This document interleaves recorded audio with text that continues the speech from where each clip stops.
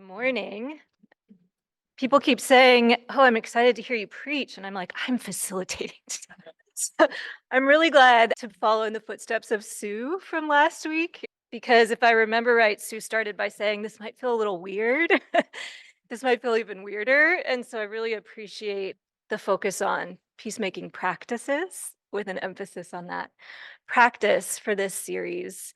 Which, for me this week came in very handy. I used some of the calming tools that Sue provided as I accompanied my students 3 a.m. on Wednesday as they set up an encampment on Chapman University's campus, not knowing what might happen as they set that up to demand that our university divest from the military-industrial complex that continues to fuel the genocide against the people of Gaza. So thank you, Sue. My research, if we want to think about the intellectuals in the room, I'm an academic, but it's focused on intergenerational organizing, and specifically in Colombia, what social movement, rural farmer campesinos talk about in terms of the relevo generacional, or the generational successors, how to sustain campesino life through intergenerational solidarity. So maybe it comes as no surprise that the psalm I wanted to engage with when Katerina initially asked me to think about peacemaking practices comes from the words of a really wise elder. It's my cue for the slide, who also happens to be my father, John Paul Lederach. So some of you have maybe done this as a reader's theater. Some of you have maybe engaged with this. I do it at least twice a year in my classes in a different context without necessarily grounding in the psalm. So it's helpful to return to the biblical passage or to the theological grounding. This verse has been significant for me because I've been raised with it. And it stems from my parents' work with Mosquito indigenous leaders on the eastern Nicaraguan coast in the 80s, who were engaged in demanding restitution for their land, but also rebuilding relationships that were being torn apart by the US-backed war in Nicaragua. And the psalm was something that they read at every meeting of their team of conciliators working on repair of relations and advocacy for return and restitution of land. And so it takes real meaning when you think about the psalmist writing in a context of exile and a desire not only for return, but for justice that allows for a good cosecha, a good crop. Gracias, Iris, por leerlo en español, porque yo creo que es más importante escucharlo en español porque la traducción es un poquito diferente. The translation is different in Spanish and English. And so I'm really glad that Iris was willing to read it in Spanish, because in Spanish, the text says, "Truth and mercy have met together, justice and peace have kissed." And it uses the terms truth and mercy and justice and peace, which we'll be engaging today. So in Journey Towards Reconciliation, kind of reflecting on how this verse was invoked every meeting in this ongoing work for repair in Nicaragua and for restitution, John Paul Lederach, also known as Dad, started to hear these words as people. So he writes that the psalmist seems to treat these concepts as if they are alive. I could hear their voices in the war in Nicaragua. In fact, I could hear their voices in any conflict. Truth, mercy, justice, and peace were no longer just ideas. They became people, and they could talk. So what I'd like us to do, this is the end of my sermon, and the beginning of Reflect Back. I'm calling it Reflect Back because it might be a little bit more fluid today. But I'm asking today that everybody spend a little bit of time personifying each of these voices from Psalm 85, a bit like a community-generated poem. For those of you who maybe listen to NPR, Kwame Alexander does this occasionally. I was called out this week by a student for being an NPR mom, which I take great pride in, but it also made me feel really old. What I have here are post-its, peace, paz, justice, justicia, truth, verdad, and mercy, misericordia, which is a word I can never say well in Spanish.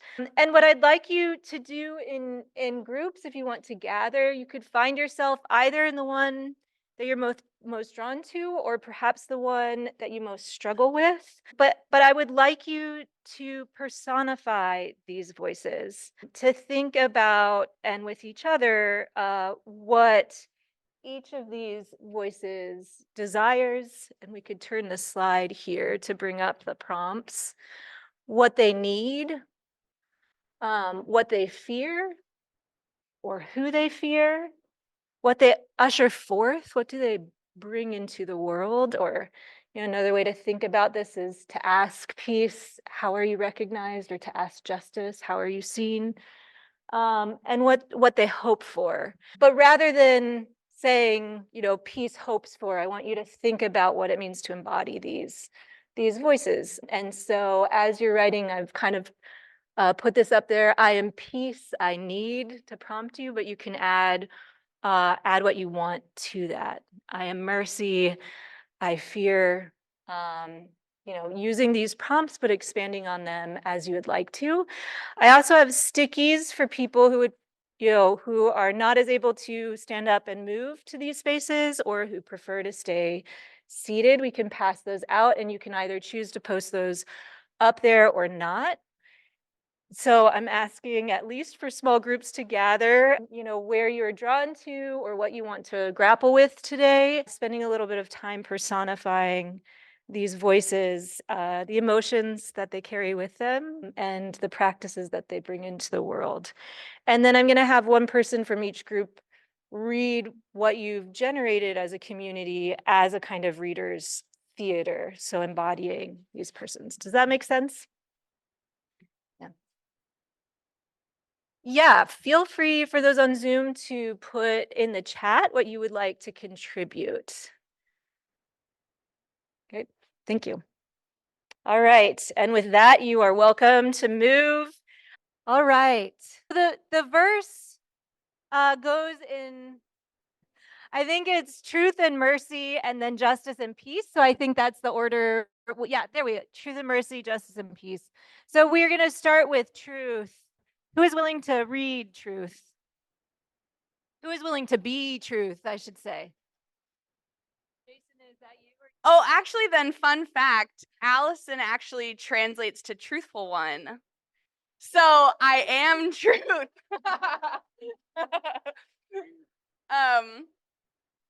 Okay, so I am truth. I need everyone's voice, everyone's perspective.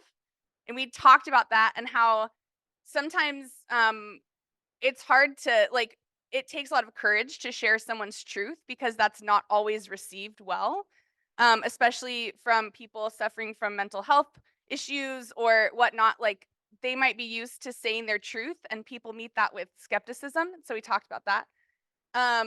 I need people who know something, but know that they don't know everything.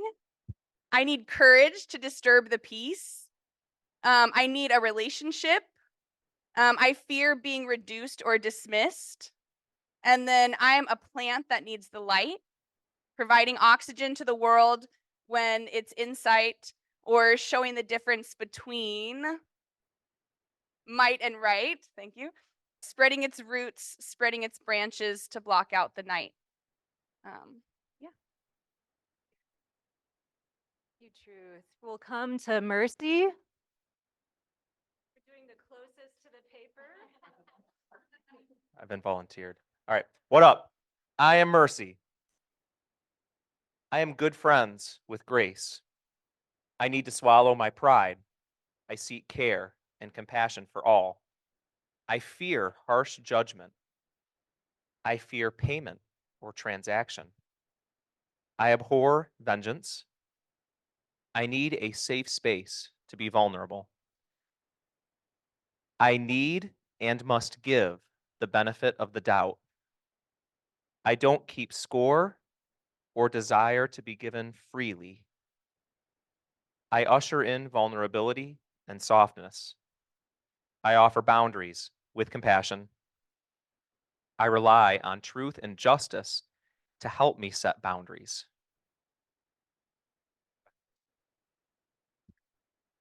As you're listening, you can think about what the relationship between truth and mercy might be, or justice and peace might be, what it feels like. Close to the paper. Actually, sorry, we're going to do justice. We end with peace. All right. I am justice. I need economic equality. I need everyone to be heard, equity for all, righteous anger, my hurt to be recognized, to be understood with space for everybody. I fear retribution and apathy. I would give myself asylum. I am intertwined with mercy for both oppressed and oppressor. I need the oppressor to be free. I am overturning power, the mountains made low and valleys made high. I can be seen in the upside down kingdom. The world is about to change and my soul cries out. Soy justicia. Si fuera justicia, daría asilo a los que lo necesitan. Necesito espacio y abundancia para todos. And peace. I am peace. I need justice, truth, and mercy to be with me. I need mothers' voices. I need that maternal instincts that knows and hopes that all people, Russians, Israeli, everyone, love their children too. I want people to believe in me, even in international and global conflicts. I want people to do the real work in coming to me with no fake apologies. I want to transform the villain into a real person with needs I can relate to. And I want all voices to be heard. And we also wrote down this word that Rosie will explain. She's holding a baby, a sleeping baby. Belisi, which means like peace, but a kind of a whole sense of feeling in your body and around you, like baby Wrigley is embodying right now. All right, thank you all. You can take a seat.